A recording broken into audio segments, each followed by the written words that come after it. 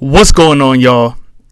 Welcome to Help Students Win, where we talk about all things education. This is Jordan H. Davis, professional speaker, founder of JD Speaks, and your podcast host. Now, today we're going to talk about difficult discussions in the classroom. We're also going to talk about weed in college classrooms. But let's start with this difficult discussions. So, I know that Thanksgiving just passed, and there's somebody that's listening or watching this podcast that had a difficult discussion at the Thanksgiving dinner table. I know it happened. We didn't post about it on social media. We posted our plates. We posted our cute outfits. We posted some of the stuff we was thinking about buying on Black Friday. But when it came to the awkward conversations about what's going on in the media, about the several wars that are going on, I know it came up in some households about religion and who is and who isn't showing up to church. Like, these are the different things that come up at the Thanksgiving dinner table. And believe it or not, these topics that we're trying to avoid as we're trying to eat our turkey and eat our mac and cheese and eat our sweet potato pie, especially in my house. I don't know about y'all. I'm probably talking to some pumpkin pie eaters as well.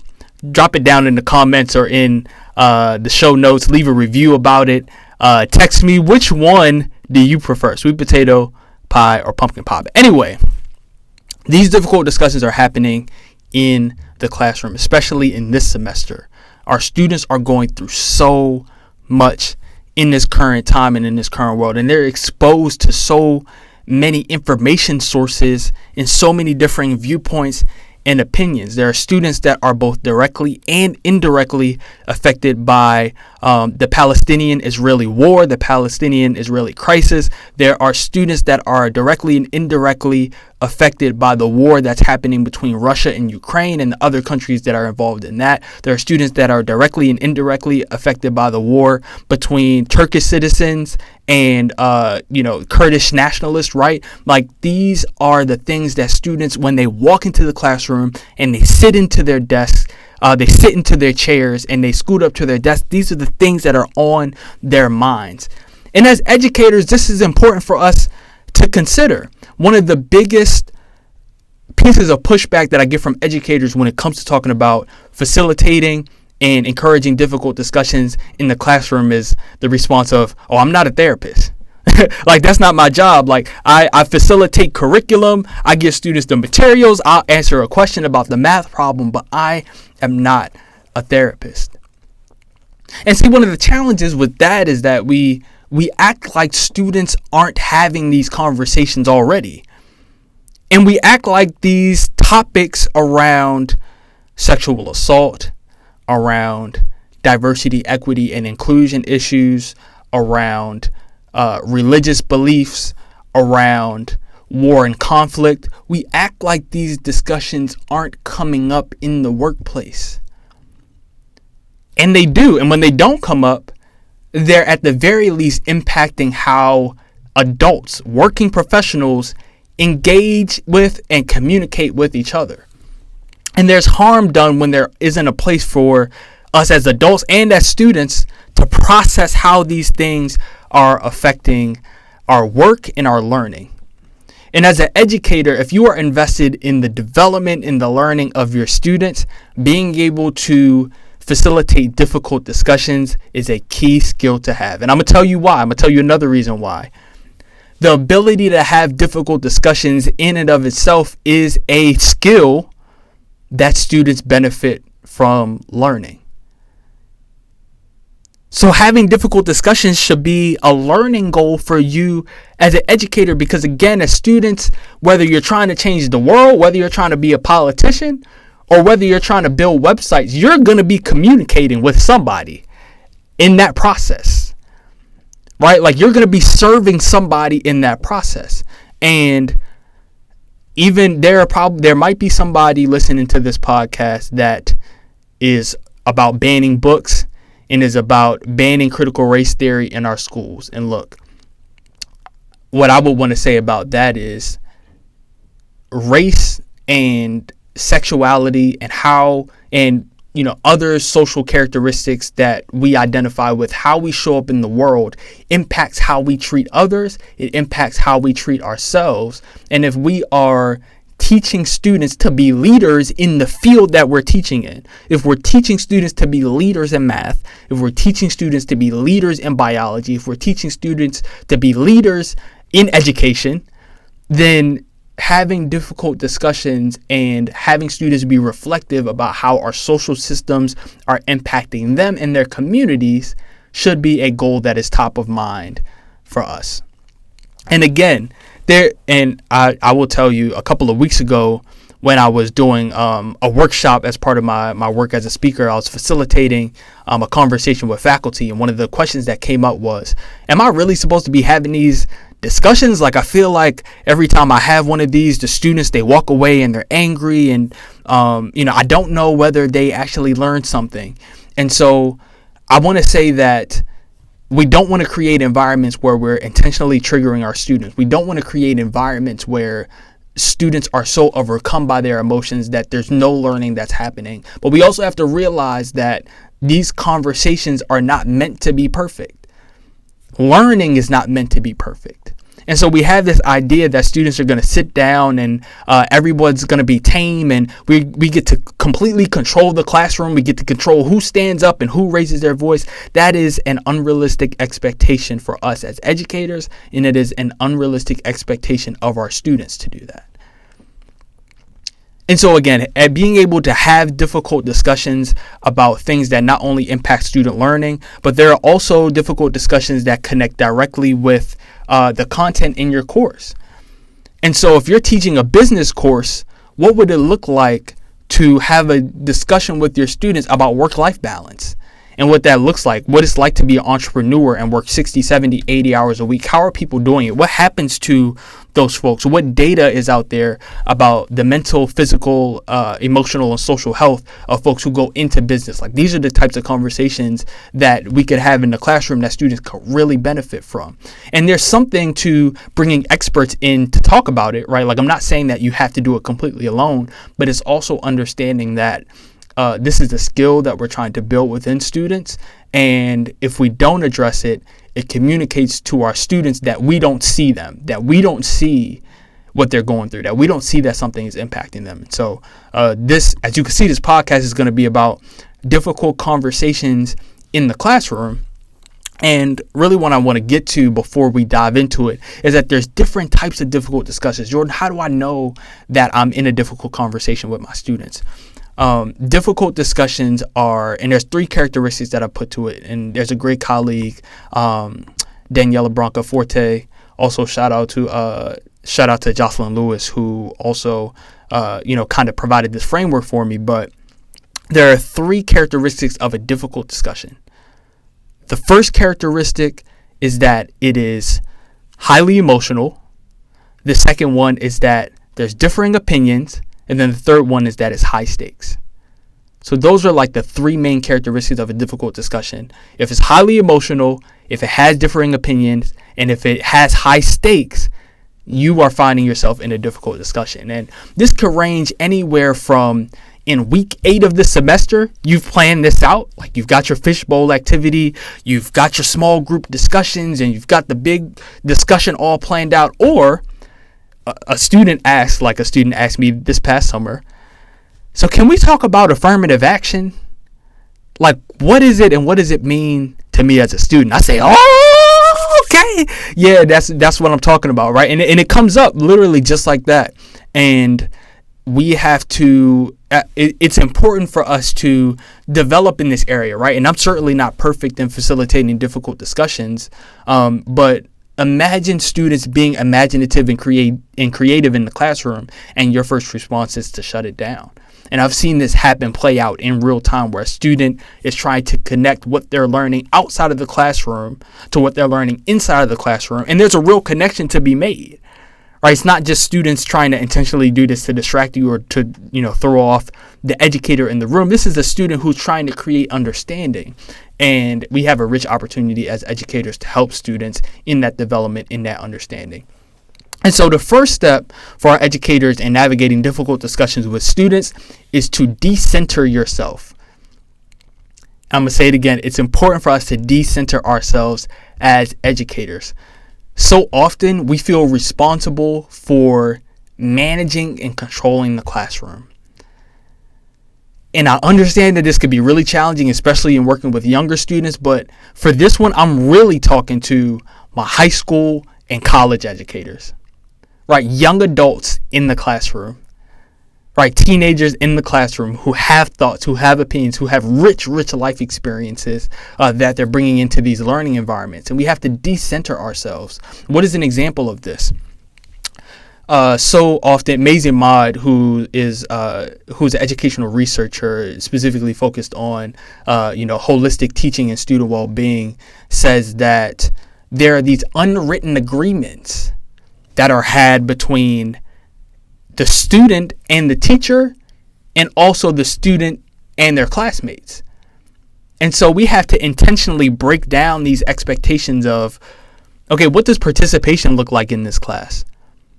Who holds the knowledge and the expertise in this class? It's certainly not me. I don't hold all of it, right? I hold a lot of it because you're taking this class because I'm teaching it. But at the same time, the collective knowledge of and the collective experiences of all the students in this room is greater than my individual, what I have to give to the student. And then also, what do students want to learn? Right, so setting up your class where in the beginning, the first week, the first 2 weeks, the first 3 weeks, students have an opportunity to contribute to the learning goals of the course. And sometimes difficult discussions are going to come up in that. I teach an education technology course in the summer, and one of the main questions that I ask is, how do you see this class working best for your learning goals? What is a topic that if we didn't cover in this class, you would be frustrated or disappointed? The first day of class, before I even introduce myself, I line up the desk, and I have a small class, right? I am privileged in that. I only have 14 students during the summer, and they're amazing. They're all amazing.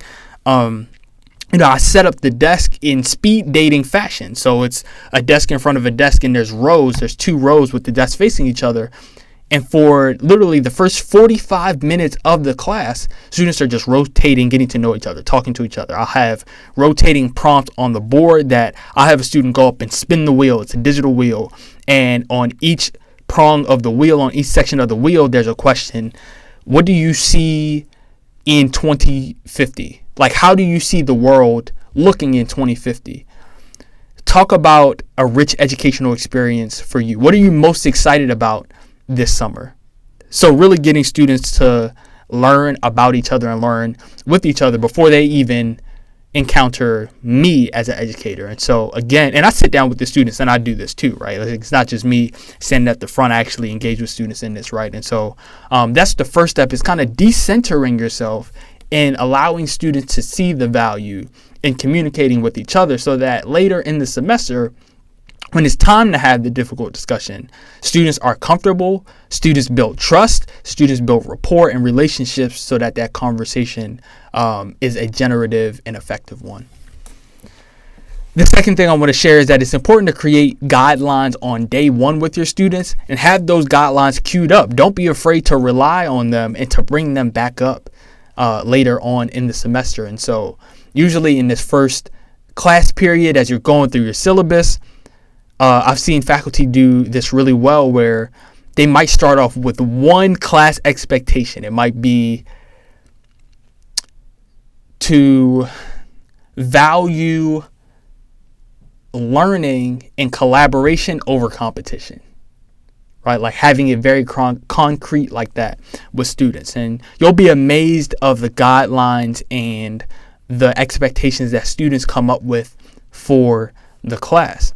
And then when it comes time for a difficult discussion, or if it erupts, or if you see it developing in the class, that's a perfect time to ask students, okay, before we get too deep into this, or before we start this class today, I just want to show the guidelines that we came up with together in week one. How are we feeling about these guidelines at this point in the semester? Is there anything that you would change or add to this list of expectations for us as a group? Is there something that we could be doing better as a group as we try to stay in alignment with these guidelines?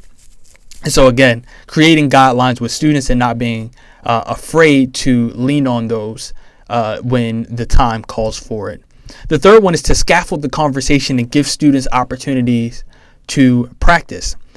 I am a master's degree student right now, and I'm taking a class on education policy, so K through 12 education policy. And we had a beautiful class session, and this was around mid-October, where the faculty members started the class session with, again, going over the guidelines that we had set in week 1. We had our guidelines.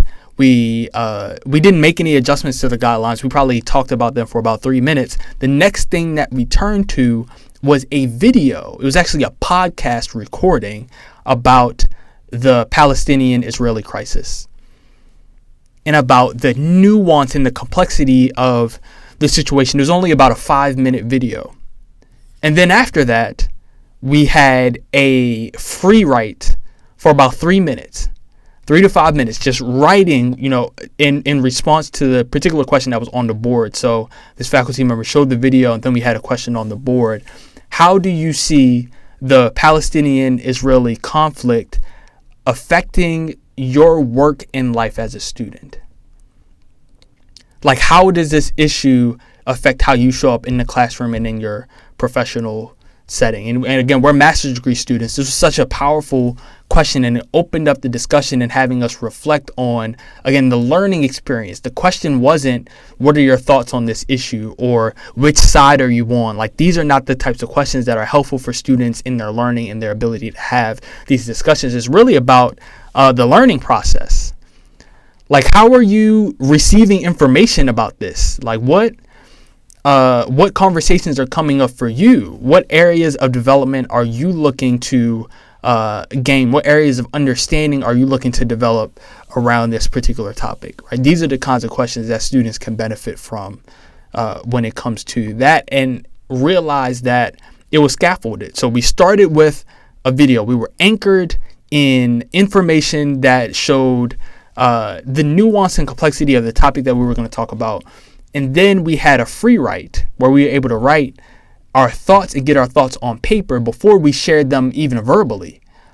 Then after the free write, we had an opportunity to talk to the person next to us for about 5 minutes. And then we got to the big class discussion. So we're talking about a 20-minute on-ramp from the start of class to us actually having an open discussion about how the topic was affecting us as students. And it was affecting us as students. And so, again, this is just an example of how we can scaffold these discussions. And we are back. Hopefully it doesn't cut out again. I had some full iPhone storage, so I had to clear some of that off. But we are back. As we were talking about difficult discussions in the classroom, it's important to scaffold these discussions. So let's review what we've talked about already. First is to decenter yourself. Then we create guidelines on day 1 and have them handy for when these conversations come up. We scaffold the conversation and give students opportunities to practice. And then the fourth thing that I want to talk about is, as an educator, practicing your language and how you're calling students into these discussions. And so there are students that are particularly quiet, whether they're quiet on a regular basis or they're quiet when these conversations come up. And a lot of times the large personalities in the classroom can command a lot of the energy around these discussions. And so as an educator, being able to say, Andrew, thank you so much for your passion around this. I want to make sure that we get to some of the other thoughts that we have in the room. Would anyone else like to speak to what's already been said in this conversation? Or getting to the point where you can say with your students, there's different ways that we can go about it, right? So what topic or what lens of the topic have we not talked about yet? Like, what is a perspective that we might be overlooking or hasn't been discussed? What would this particular author say about this issue, right? So bringing in other viewpoints and other folks who are experts on this particular topic or throughout the class that provide a lens, that provide theories, that provide different ways of looking at a particular topic. And so that's a way of calling students in, but also calling different perspectives, and again, bringing that nuance into the discussion. Another thing that I want to share is focusing on the learning experiences and understanding of the complexity of the issue, and not on their thoughts on a particular topic, or intentionally calling out students and bringing up potential traumas for students. And again, when you center students in their development and you say with students, this is why we're talking about this discussion. I know that, or I sense that this topic might be impacting you in your work. I know that it's affecting the folks around you as a student, as a learner, as a professional, right? So allowing there to be a connection between what students are learning in the classroom and the topic that they might be grappling with. The last thing that I'll share about difficult discussions is to reframe the language of debate. And there are literal classes that are built on debate, and students are encouraged and incentivized to debate with each other. And so it's so important to intentionally eliminate that expectation of students, especially for topics, again, when we talk about sexual assault, drug addiction, world conflicts, political issues, the impact of media on wellness, right? What's happening in the media, and all of these different topics that come up for students. And so I hope this list was helpful. It's certainly not exhaustive, but it's something that we need to continue to talk about as educators. And again, I want to reassure you that if you're having these discussions in your classroom, you are doing your students a better service than if you weren't having these discussions. All right, now we're going to segue to one of my favorite segments that I'm still struggling to name. Maybe y'all can help me out with that. But this one, I'm going to call it Crazy Stuff That Happened in Education Today. All right, so for the people that's watching on YouTube, this is the end of the video version of the podcast. I'm going to send you over to the audio version. Stay tuned. Now we're heading into our new segment called Crazy Stuff That Happened in Education Today. So one of the crazy things that happened in education today is that Southeast Technical College, it's a small college, a small technical college in South Dakota, is trying to propose a cannabis education requirement for practitioners in the state. Jordan, what do you mean by practitioners? So people who own and operate dispensaries, and then also pharmaceutical representatives who are giving recommendations to South Dakota residents about medicinal marijuana. Now, marijuana is both recreationally and medicinally legal in the state of South Dakota. That's an important thing to note. Also, there are very few certification programs that currently exist in the Midwest outside of those that are in California. And so I believe South Dakota is bordered by Minnesota, North Dakota, and I think Nebraska is one of the other states that borders South Dakota. And so not only would they be opening up this opportunity to those who operate in the state, but this could be potentially broadened to folks who operate in the surrounding area, especially depending on what kind of laws they have set up around marijuana and medicinal use. Now, where I am most interested is, where is this class going to be offered? Now, the vice president of the university said that they have the capacity to offer in-person classes, to offer virtual classes and hybrid classes. So they're trying to run the whole gamut, and probably trying to get a whole lot of money too from operating this course. People in opposition to this certification course are worried about the price of it, especially because there's not a lot of competition in the area right now. And anybody really who is against, marijuana being legal in the state is obviously against it too. And so this college has a few things going against them. I acknowledge that this is pretty innovative. So this is something that I am not particularly familiar with. It can be really helpful for students who are thinking about careers in health education administration or health administration, or those who are, again, already operating dispensaries, and those who are pharmaceutical representatives.